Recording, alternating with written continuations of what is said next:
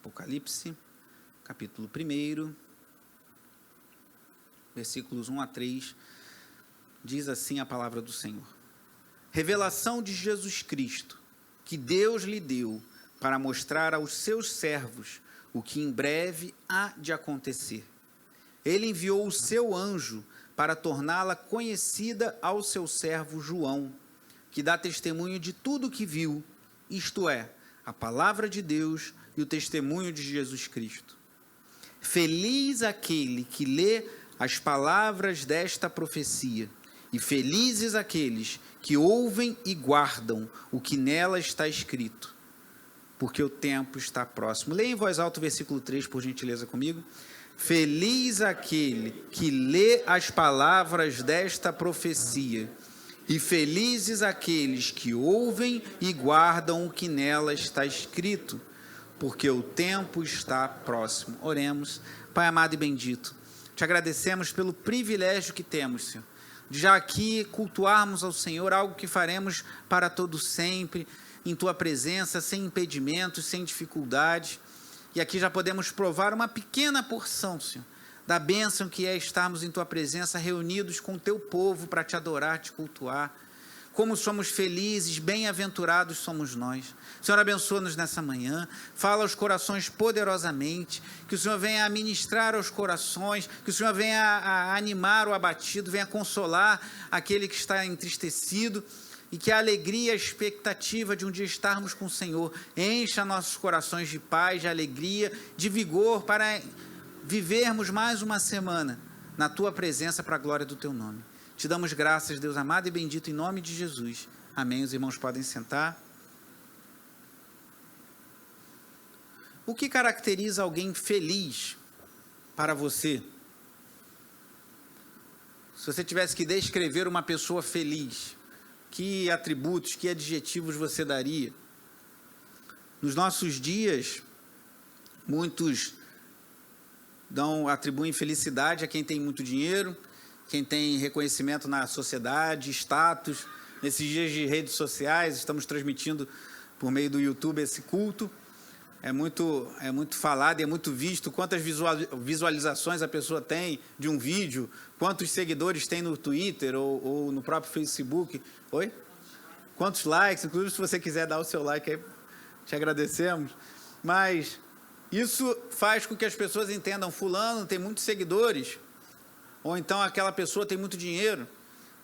O modelo de felicidade para muitos em nossa sociedade hoje, talvez seja o jogador de futebol, que tem muito prestígio, tem muito dinheiro, que é disputado entre clubes com valores milionários, ou talvez o artista de televisão, ou talvez a celebridade que está naqueles reality shows que são uma perdição, irmãos. Aquilo ali é um emblema, assim, de imoralidade e de, com perdão da expressão, de imbecilidade, irmãos. A gente chegou a um nível de imbecilidade tão grande que esses programas de reality shows se repetem anos após anos com audiência. Então, se você assiste isso, reflita e cuidado com o que entra pelos seus olhos, com o que entra pelos seus ouvidos, porque a gente sabe, eu não assisto, mas eu sei que é repleto de imoralidade sexual, é repleto de impureza, repleto de futilidade, irmãos. As pessoas se ocupam com coisas tão fúteis, mas alguns acham que aquilo é felicidade.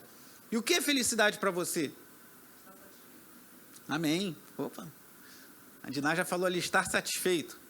Mas alguns entendem estar satisfeito com dinheiro, com prestígio, mas a gente está satisfeito no Senhor. Ser grato, estar satisfeito pleno. Exatamente. Estamos satisfeitos plenos. E, biblicamente, o conceito de felicidade é muito diferente, muito distinto de tudo que vemos por aí, de algumas coisas que eu citei agora, tem muitas outras. E aqui no livro de Apocalipse, irmãos, são apresentados 7 bem-aventuranças. O número 7 no Apocalipse nós vimos ao longo desse quase um ano que estamos debruçados sobre esse e outros textos que falam de escatologia, que é o estudo, a reflexão acerca das últimas coisas. Passamos em janeiro também, em fevereiro, por Mateus 24, 25, Sermão Escatológico de Jesus, e alguns outros textos ano passado, Tessalonicenses, Zacarias. Mas ao longo do Apocalipse, esse número 7 é um número emblemático. Isso não é numerologia, irmãos. Não é você descobrir os números da Bíblia para você se dar bem. O que seria numerologia? Eu tenho que descobrir a simpatia. Isso não é o que a Bíblia nos ensina. O significado dos números da Bíblia não é para você descobrir o segredo e você falar só para algumas pessoas que você gosta muito para você ter sucesso na vida. Não é isso. Os números na Bíblia, eles apontam para alguma coisa. 6, por exemplo, é o número da imperfeição, é quase 7. 4 é o número que mostra a totalidade, os 4 cantos da terra, toda tribo, povo, língua e nação, mostrando a completude de Deus. 3 é o número da trindade, é o número que aponta para a perfeição assim, das pessoas da trindade. A perfeição é o número 7. Deus tem números que são emblemáticos na história do povo de Deus. 40 anos no deserto, 40 dias Jesus passou no deserto. 12 é o número do governo de Deus, 12 tribos no Antigo Testamento, 12 apóstolos no Novo, por isso 144 mil aparece lá no livro de Apocalipse. Então o número 7 não é numerologia, não é para você descobrir um segredo, mas ele aponta, tem um sentido de perfeição, e nós encontramos 7 bem-aventuranças ao longo do livro de Apocalipse, sobre as quais eu quero compartilhar com os irmãos, e a primeira que nós lemos aqui, no versículo 3 do capítulo 1, feliz aquele que lê as palavras desta profecia, e felizes aqueles que ouvem e guardam o que nela está escrito, porque o tempo está próximo. E ao nos debruçarmos sobre essas 7 bem-aventuranças, né, porque fala bem-aventurado, Jesus também fez uso desse termo lá em Mateus capítulo 5, as bem-aventuranças no Sermão do Monte, ou felizes são os pobres em espírito, os mansos porque herdarão a terra, os que choram porque serão consolados, os misericordiosos porque encontrarão misericórdia, e por aí vai. Não falei todas, só algumas. E aqui no Apocalipse nós encontramos também, e veremos que a felicidade segundo Deus, a felicidade segundo as Escrituras é muito diferente, irmãos, do que a felicidade que o mundo, que a grande Babilônia, eu tenho dito, esses reality shows, eles são uma espécie de vitrine da grande Babilônia. Quer saber o que é a grande meretriz, o sistema corrompido desse mundo? Você pode ter uma ideia assistindo alguns programas de televisão, mas eu sugiro que você nem faça isso. Mas, felicidade segundo Jesus Cristo, vamos debruçar, ver algumas delas que estão aqui no livro de Apocalipse ao longo de todo o livro. E a primeira é essa que eu li. Então, você é feliz, você é bem-aventurado, eu e você já somos de simplesmente ouvirmos e lermos as palavras dessa profecia. Mas fala mais, felizes aqueles que ouvem e guardam o que nela está escrito, porque o tempo está próximo. Talvez você pense, mas o tempo está próximo, já tem 2000 anos e Jesus não voltou. Mas o tempo de Deus não é o nosso tempo. Deus está esticando a corda. Se Jesus tivesse voltado há 100 anos atrás, nós não estaríamos aqui. Então, louvado seja Deus, por um lado, que Jesus não voltou, e nós tivemos o privilégio, a bênção de nascermos e sermos alcançados pela graça de Deus, e sermos incluídos no número do povo de Deus, dos salvos alcançados pela graça de Jesus. Mas felizes aqueles não só que leem, mas que ouvem e guardam aquilo que nela está escrito, irmãos.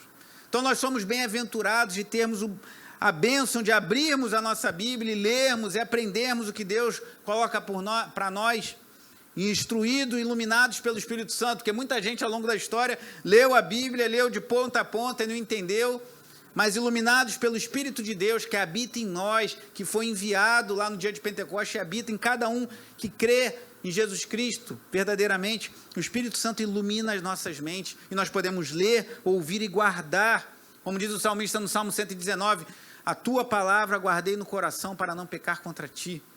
Então, primeira bem-aventurança, somos felizes em termos acesso a essa bendita profecia, e não só do livro de Apocalipse, mas de toda a Escritura. E aí, irmãos, vamos avançar para o capítulo 14, a segunda que aparece aí. Capítulo 14, a partir do versículo 9. Apocalipse 14.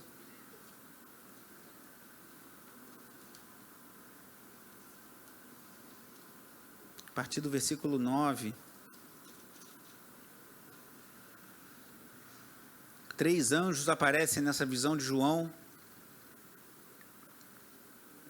E o terceiro anjo traz uma mensagem dura,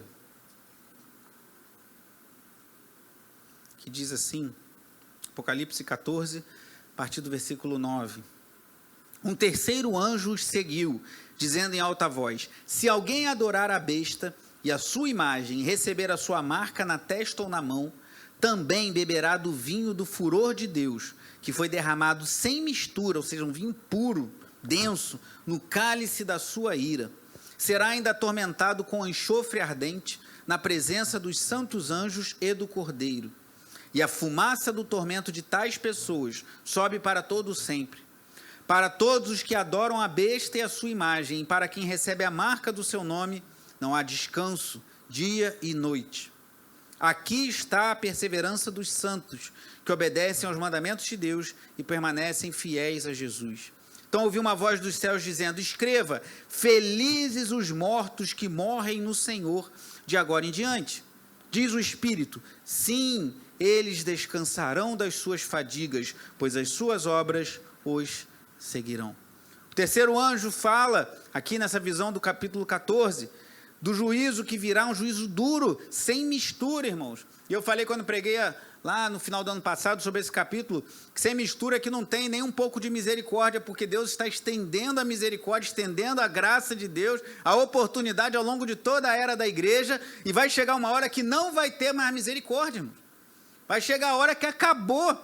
Às vezes as pessoas têm dificuldade em lidar, né? Algumas pessoas falam, por que os cristãos orientam a jovens terem relações sexuais somente após o casamento? É só um dia, vai ter lá marcar um papel. Não é só um dia, é um marco. A partir daquele dia, você reconhece diante da igreja, diante da sua família, diante de Deus, que vocês estão unidos no Senhor, buscando as bênçãos de Deus. Vocês assumem uma aliança diante de Deus. O casamento é um marco na vida de um casal cristão. Isso fica mais claro, por exemplo, no nascimento de um filho. Quando a mulher engravida é um marco, quando nasce o filho é um outro marco. Então a vida da gente é repleta de marcos, de momentos marcantes. E assim será no fim, vai chegar uma hora que Deus vai cortar, irmãos, a fonte, digamos assim, de graça e misericórdia e visitará com juízo toda essa terra. E os adoradores da besta, alguns pensam, mas será que a marca da besta vai ser um chip na mão, um chip na testa? Eu creio que quem pensa assim tem uma visão muito literal do Apocalipse. Que como nós vimos, não necessariamente vai ser assim, porque tem muitas pessoas que eu creio que hoje são marcadas pela besta e não tem um chip no seu corpo, mas porque a mão diz respeito àquilo que você faz e a testa aquilo que você pensa. São pessoas que pensam conforme o diabo, conforme Satanás, e agem, fazem até as suas transações. O bispo Walter falava sobre isso, a mão é onde você aperta para fechar uma transação de acordo com os pensamentos do diabo. Então tem muita gente que está preocupada com o chip, mas não está vendo que já está pensando como esse mundo e já está agindo como esse mundo. Então esses vão receber o juízo de Deus. Só que, irmãos, lembre-se do que nós falamos ao longo de toda essa exposição de Apocalipse, que João escreveu isso exilado na ilha de Patmos, em primeiro lugar para uma igreja que sofria perseguição por conta do Império Romano. Então isso aqui é muito interessante você ver, aqueles que estão adorando o imperador, aqueles que estão se rendendo aos sistemas desse mundo vão ser julgados por Deus, mas e os crentes que estavam sendo presos? E os crentes que estavam sendo jogados em grandes estádios, esqueci o nome daqueles, em grandes arenas, para serem devorados por leões? Talvez você já tenha visto algum filme mostrando isso, e é assustador. Às vezes mulheres com crianças, e soltam leões e devoram. Ou homens que eram vestidos como gladiadores para lutar contra lutadores que eram lutadores de verdade e eram estraçalhados. E talvez você pense, tá bom, no final, a besta, os adoradores da besta, os adoradores do Império Romano, aqueles que rejeitam Jesus Cristo como Senhor e Salvador de suas vidas, vão sofrer juízo. Mas e agora? Quando eu estou sendo preso, quando cristãos no primeiro século foram por vezes amarrados em postes e incendiados, quando pessoas foram mortas, crucificadas, decapitadas, coisas terríveis, irmão. E aí a palavra diz, felizes os mortos que morrem no Senhor de agora em diante. Então aquele que se rende ao sistema desse mundo sofrerá juízo, mas aquele que morre em favor do Evangelho, que morre por Cristo, esse é feliz. Que mensagem contracultural, né, irmão? Diferente de tudo que vemos, que vivemos numa era que as pessoas só querem prazer, é o que alguns chamam de hedonismo. Você só quer busca do prazer, a pessoa está sempre buscando prazer, e troca de relacionamento com frequência, está sempre querendo comprar alguma coisa para o seu prazer, está sempre querendo viver vivendo em torno do seu umbigo, por assim dizer. Então, numa era que há tanta busca por prazer, aqui está falando felizes os mortos que morrem por sua fidelidade a Cristo e morrem no Senhor. E lemos aqui no versículo 3, eles descansarão das suas fadigas, pois as suas obras os seguirão. Talvez alguns que morreram naqueles dias tenham ouvido, lembrado dessas palavras, e em meio ao seu dor, o seu suplício, eles tenham pensado, está doendo, eu estou sendo morto, você agora talvez estraçalhado por leões, você pendurado numa cruz, eu vou sentir essas dores, mas minhas obras vão me seguir, e eu vou descansar das minhas fadigas, eu é que sou feliz, esses que estão me matando não sabem de nada. Talvez o que viu Estevão, né, muito antes, Estevão foi morto muito antes de João receber a revelação do Apocalipse, mas Estevão, Atos capítulo 7, ele foi apedrejado, e ali, sendo apedrejado e depois ele foi morto, ele viu Jesus nos céus, ele teve uma visão da glória de Deus, e ele foi morto. Então, felizes os que morrem no Senhor. Então, irmão, minha irmã, se você está passando uma dificuldade por sua fidelidade a Deus, não por questões, por pecado, ou por negligência, mas você está sendo fiel a Deus, você está buscando honrar a Deus, saiba que na história muitos irmãos morreram e ainda hoje morrem por amor e por fidelidade ao Evangelho, e nós é que somos felizes, irmãos, porque as nossas obras nos seguirão e um dia nós encontraremos descanso eterno. A Nova Almeida Atualizada, uma outra versão que eu gosto muito, usa o termo bem-aventurados. Bem-aventurados os mortos que desde agora morrem no Senhor. Sim, diz o Espírito, para que descansem das suas fadigas, pois as suas obras os acompanham. Não necessariamente num contexto de perseguição, mas citamos agora o pastor que faleceu por complicações da Covid. Quantas pessoas têm perdido sua vida? Semana passada orávamos pelo pastor Carlos Lira, da Igreja Cristã Nova Vida em Fanchen, Queimados, que também faleceu. Esses irmãos, nós cremos, descansam de suas obras, estão descansando no Senhor. Acordados, vivos, não cremos na doutrina do sono da alma, mas estão na presença de Deus. Então há uma esperança para nós, irmãos. Nós somos felizes porque um dia estaremos para sempre na presença do Senhor. A terceira bem-aventurança aqui de Apocalipse está no capítulo 16. Avance aí para o capítulo 16.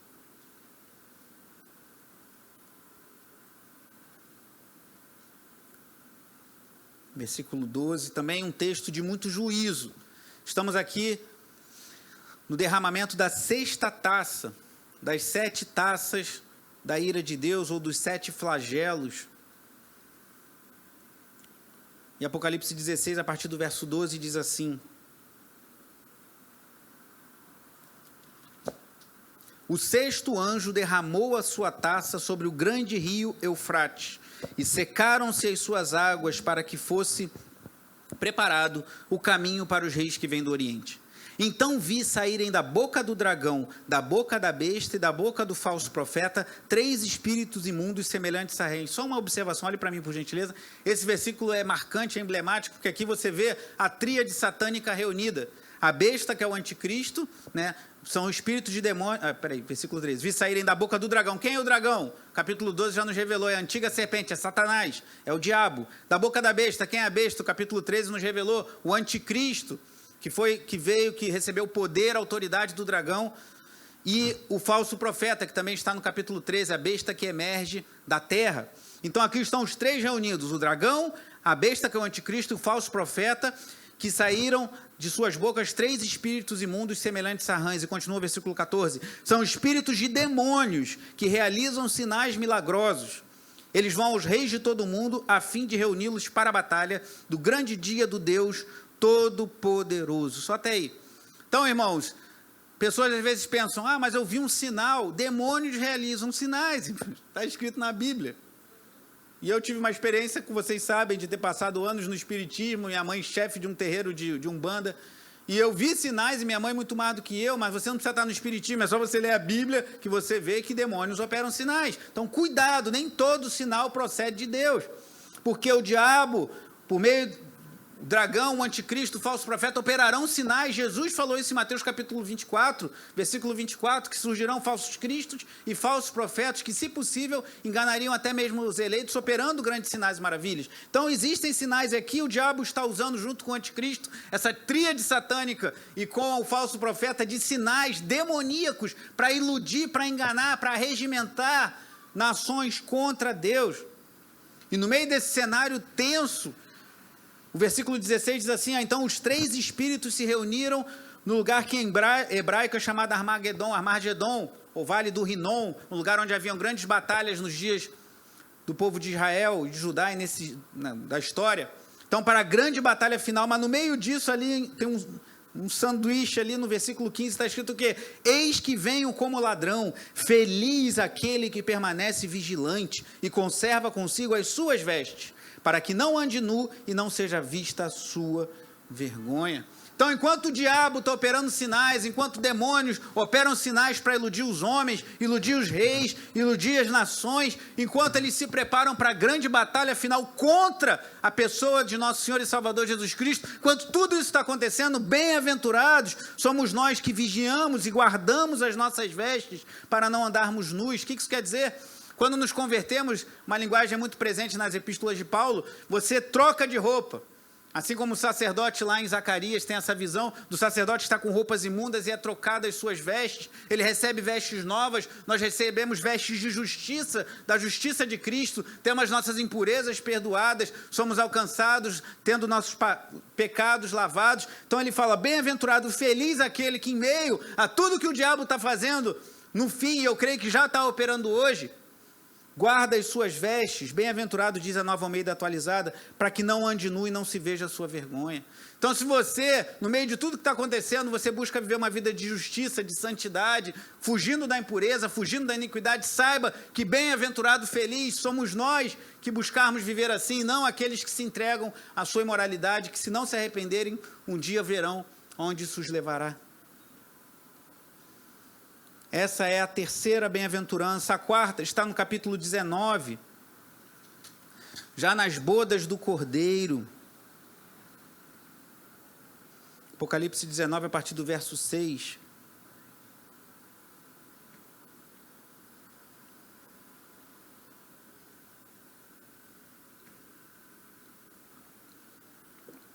Diz assim, Apocalipse 19, a partir do versículo 6. Então ouvi algo semelhante ao som de uma grande multidão, como estrondo de muitas águas e fortes trovões, que bradava, aleluia, pois reina o Senhor, o vosso Deus, e o Todo-Poderoso.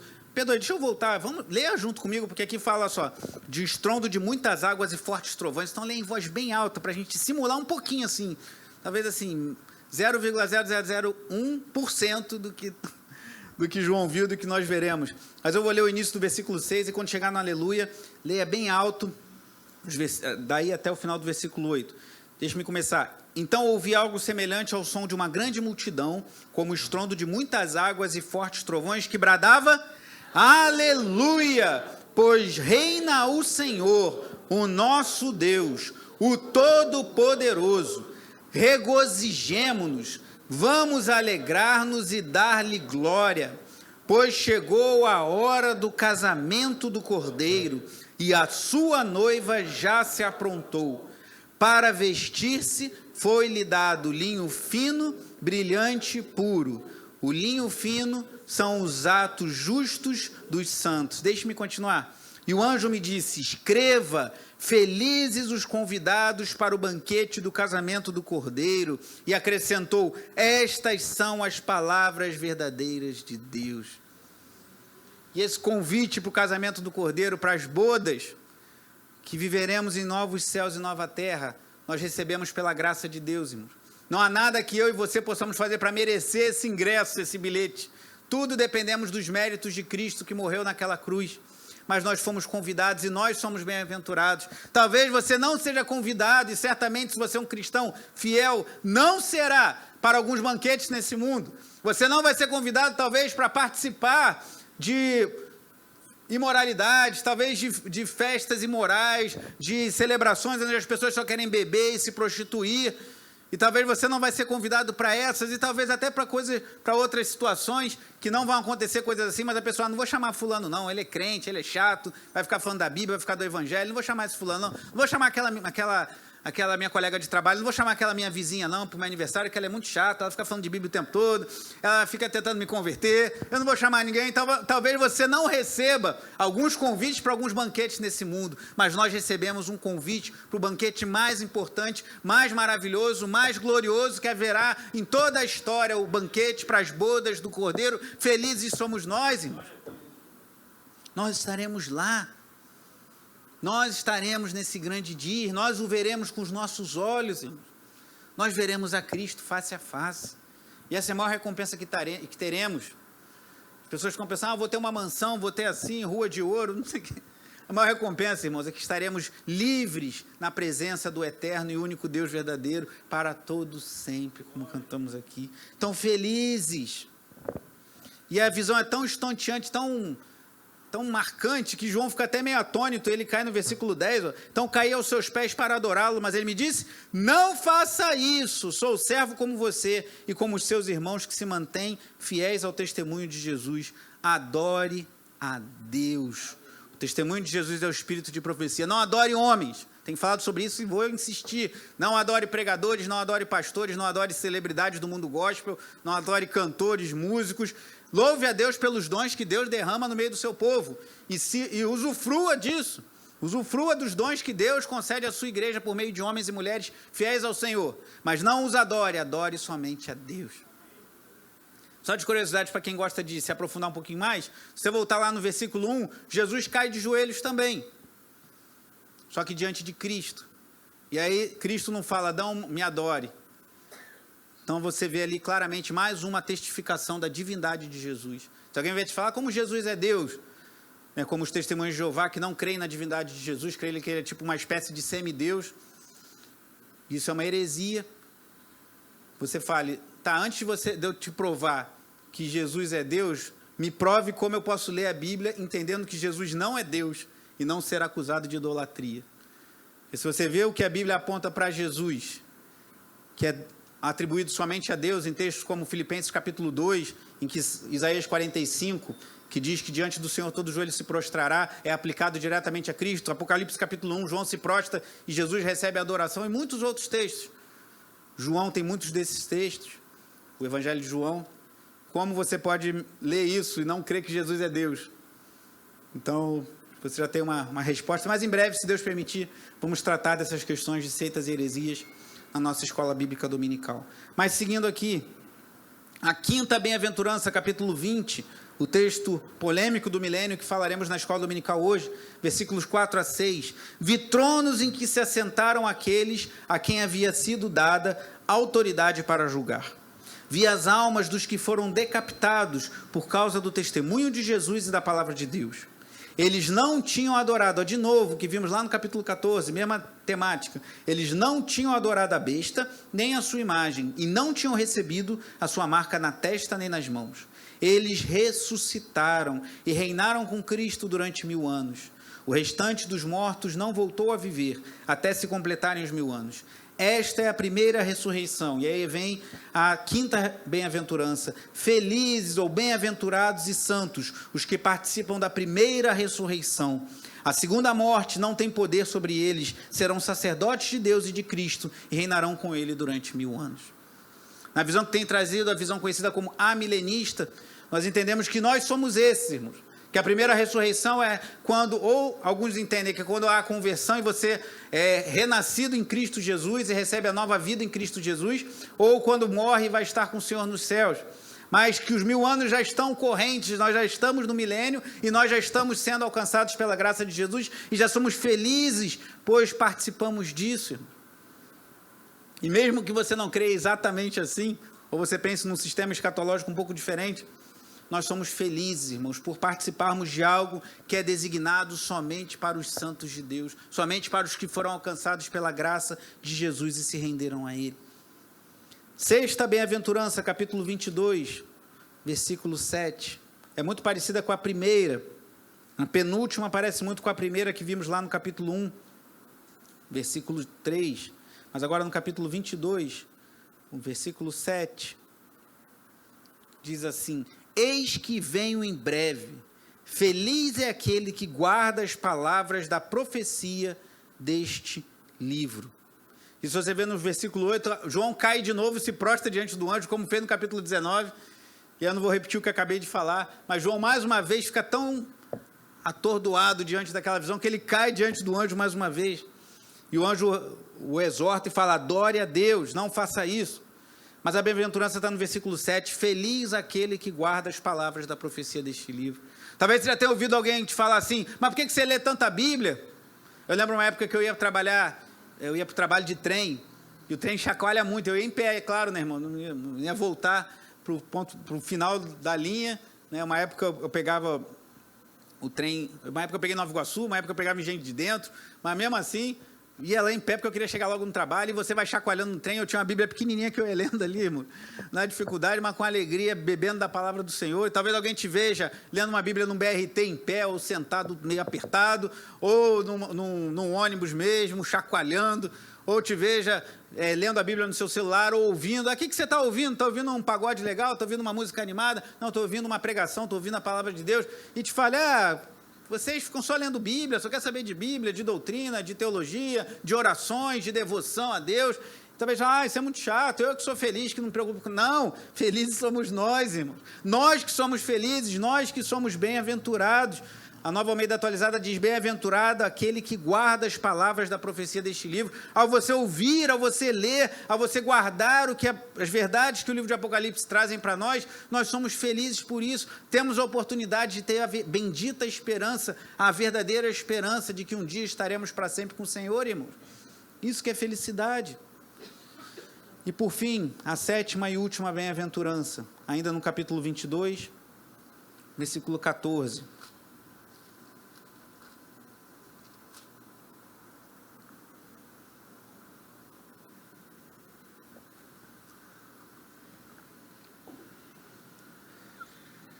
Felizes os que lavam as suas vestes, e assim têm direito à árvore da vida, e podem entrar na cidade pelas portas. Fora ficam os cães, os que praticam feitiçaria, os que cometem imoralidades sexuais, os assassinos, os idólatras, e todos os que amam e praticam a mentira. Irmãos, nós somos privilegiados, irmãos. Talvez isso não esteja muito claro agora, mas um dia isso estará explícito. Como diz o profeta Malaquias, um dia todos verão a diferença que faz entre aquele que serve a Deus e aquele que não serve a Deus. Um dia ficará claro a todos os olhos. Pode ser que não esteja claro hoje. Talvez você esteja sofrendo retaliações no seu trabalho, na sua família, talvez dentro do seu lar, por conta de sua fidelidade a Cristo. E talvez você pense, parece que eu estou servindo a Deus e as coisas pioram. Eu não sei você, mas muitas vezes na minha vida, quando eu fiz propósitos de jejum, vou fazer um propósito de jejum de alguns dias por alguma causa específica, e eu começava a jejuar, as coisas ficavam mais difíceis, irmão. Aconteceu com vocês, né? Você começa a jejuar e parece que a coisa, ao invés de melhorar, fica mais difícil. E assim, muitas vezes é nessa vida, você está buscando a Deus, você está se consagrando a Deus, eu estou indo para a igreja, eu estou lendo a Bíblia, eu estou me dedicando à oração, e parece que as coisas ficam mais difíceis. Mas, irmãos, um dia saberei tudo o que Deus tem para mim, como diz o cântico, face a face o verei, rodeado de poder. Um dia, irmãos, nós veremos claramente que vale a pena servir a Deus, e quão felizes somos nós de termos sido alcançados por esse evangelho poderoso, que nos salvou, que nos resgatou. Felizes os que lavam as suas vestes. Nós tivemos nossos pecados perdoados, irmãos, nós tivemos nossos pecados lavados pelo sangue do Cordeiro, nossas vestes trocadas, e ainda que os nossos pecados sejam ou fossem vermelhos como o carmesim, como diz o profeta Isaías 1,18, eles se tornarão alvos como a neve, eles serão alvejados. Então nós tivemos as nossas vestes lavadas. O maior problema que nós temos não é esse vírus, não é essa pandemia, não é o desemprego, não é a crise econômica no país, não é a crise política do país, não é o problema da água da SEDAI. Tudo isso são problemas, irmãos. Estamos gastando dinheiro com água, né? Muitos estão comprando água porque a água está muito difícil. E aí venderam a SEDAI, melhora. Mas eu não vou entrar nesse assunto, porque eu tenho minhas opiniões, mas não cabe, nem interessa a vocês, não, o fórum não é esse. Mas é um problema, porque eu na minha casa estou comprando água e provavelmente você também. Então temos problemas que são reais, irmão. Não estou falando que é para a gente viver como tem no mundo de Alice, né? Aquela coisa assim meio... Não a Alice de vocês, abençoada, mas do filme ou do desenho, não me lembro. Mas, irmãos, os problemas são reais, mas nós somos felizes, porque o maior problema não é um vírus, irmão. Esses irmãos que morreram de Covid no Senhor, tiveram suas vestes lavadas e descansam em Deus, de suas obras, estão adorando a Deus, muito melhor do que o que fizemos essa manhã. O maior problema não é o Covid-19, não é o SARS-CoV-2 lá. Ele é um problema real, tem trazido dores, luto, tristeza aos nossos corações e de pessoas próximas, mas o maior problema é o nosso pecado, pois Isaías 59:2 diz que os nossos pecados, os seus pecados, fazem separação entre vós e o vosso Deus. E nós estávamos separados de Deus. Esse é o problema, porque Ele é a fonte de vida. Ele é a fonte de vida eterna. Jesus disse lá em João 17,3 que a vida eterna é esta, que conheçam a Ti, o único Deus verdadeiro, e a Jesus Cristo a quem enviaste. Longe de Deus, cortados dele, nós íamos morrer espiritualmente, morrer eternamente, sofrer juízo para todo sempre, mas ele nos resgatou, ele lavou as nossas vestes, e nós temos direito à árvore da vida, e um dia habitaremos em novos céus e nova terra, algo impensável, irmãos. Quando falei aqui de Apocalipse 21, 22, falando das dimensões da cidade, das características da cidade, Reverendo Leandro Lima falando sobre ouro, é interessante que ele fala, as ruas vão ser de ouro. Isso é simbólico. Por quê? Porque o ouro tem muito valor hoje, porque ele é raro. Se o ouro for abundante, ele vai deixar de ser valor, e o que vai ter valor vai ser um paralelepípedo que não vai ter lá, e ninguém vai encontrar, e o paralelepípedo vai ser muito caro. Mais ou menos isso que ele fala. Mas o que quer dizer aquilo ali, irmãos? Está querendo dizer que a gente vai viver num lugar que todas as descrições dessa terra, tudo de mais maravilhoso que você já viveu ou já imaginou, é pouco comparável ao que nós viveremos na glória de Deus. Felizes os que lavam as suas vestes, e assim tem direito à árvore da vida, irmãos. Aquela árvore que o primeiro casal foi vedado por terem comido da árvore do conhecimento do bem e do mal, por terem desobedecido a Deus, eu e você teremos acesso eternamente na presença de Deus. E poderemos entrar na cidade pelas portas.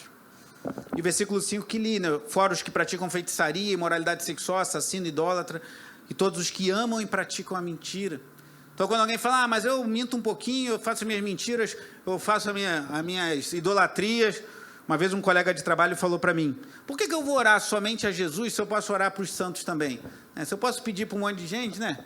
Porque eu tenho água aqui, tá? Só um exemplo. Se eu quisesse água aqui, por que eu vou pedir somente para o André que está lá atrás, se eu posso pedir para alguém me dá uma água aí? Tem mais gente aqui, né? Alguém vai se levantar e vai pegar água para mim. Por que eu posso pedir para um só? Aí eu falei, a gente evangelizando passa por umas situações, né, irmão? Caramba, essa daí eu nunca tinha ouvido, mas eu orei ali aquela oração de Neemias instantânea, assim, pedi inspiração ao Espírito Santo. Falei, mas é porque é o único que é verdadeiro, e Cristo é exclusivista, ele é o único que pode realmente saciar, o único que pode nos direcionar, o resto é mentira. As pessoas vão falar isso para você, as pessoas vão falar, eu minto mesmo, eu não pago meus impostos, eu engano os outros, eu estou vivendo bem, você está passando dificuldade, mas esses vão ficar fora da cidade, se não se arrependerem dos seus pecados. Os que vivem na imoralidade, você é fiel à sua esposa, você é fiel ao seu marido, vai viver a vida, você vai ficar mais tranquilo, você de vez em quando tem que ter as suas aventuras sexuais para ter uma vida mais tranquila, e você não, vou ser fiel a Deus, porque um dia eu estarei na cidade, e se você não se arrepender da sua imoralidade, você estará fora. Então felizes somos nós, irmãos. Entenda isso. Isso tem que mudar, isso eu falarei na última mensagem, se Deus assim permitir. Isso tem que mudar a maneira que você vive hoje, irmãos. A perspectiva da glória de Deus, dos novos céus e da nova terra, não tem que mudar a gente lá, tem que mudar a gente aqui. Não tem que mudar a gente no futuro, tem que mudar a gente no hoje, porque você passa a olhar com uma perspectiva e a viver como alguém que tem uma grande expectativa de que um dia estará para sempre na presença do Senhor. Então, essas 7 bem-aventuranças, irmãos, mostram quão felizes, quão bem-aventurados somos nós.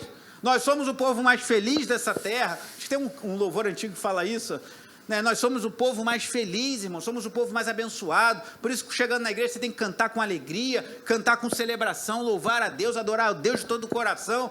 Você celebra a Deus, porque o que fazemos aqui é um privilégio, irmãos. Nós somos abençoados.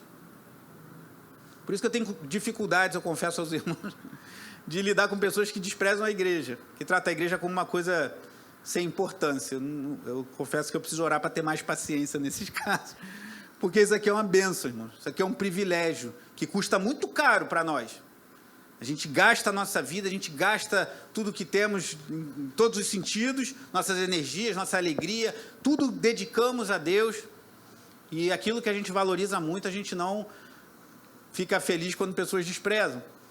Então, irmãos, nós somos felizes, nós somos bem-aventurados, louvado seja Deus, e um dia tudo isso passará e nós veremos claramente que vale a pena servir a Deus.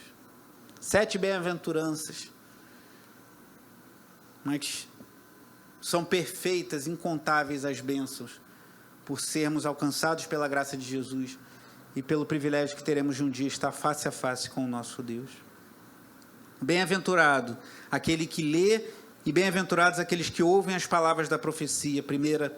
Segunda, bem-aventurados os mortos que desde agora morrem no Senhor. Segunda essa. Bem-aventurado aquele que vigia e guarda as suas vestes. A terceira, a quarta bem-aventurança. Bem-aventurados aqueles que são chamados à ceia das bodas do Cordeiro. Quinta bem-aventurança, bem-aventurado e santo é aquele que tem parte na primeira ressurreição. Sexta bem-aventurança, bem-aventurado aquele que guarda as palavras da profecia deste livro, muito parecida com a primeira. E a sétima e última, bem-aventurados aqueles que lavam as suas vestes e têm acesso à árvore da vida. E esses somos nós, irmãos, a igreja de Cristo, lavada e remida pelo sangue do Cordeiro de Deus. Feche seus olhos, faça a sua oração.